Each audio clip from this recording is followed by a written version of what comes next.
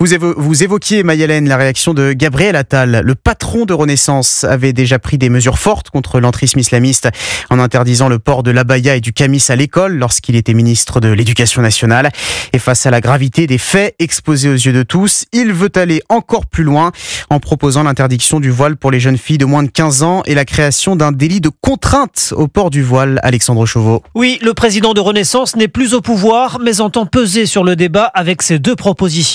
Quand la République est défiée par des organisations qui, de manière coordonnée, imposent à des fillettes de 5-6 ans de se voiler pour défier les règles de la République, je considère qu'on doit agir et qu'on ne doit pas rester les bras ballants. Il défend la faisabilité de ces mesures en les comparant à l'interdiction du port de signes religieux à l'école ou à l'interdiction de la burqa. Tout le monde avait dit c'est inapplicable, ça ne pourra pas être fait. Eh bien, ça a été fait. Et se défend de toute islamophobie. Ceux qui affirmeraient ou affirment que cette mesure-là irait contre l'islam sont précisément ceux qui confondent islam et islamisme.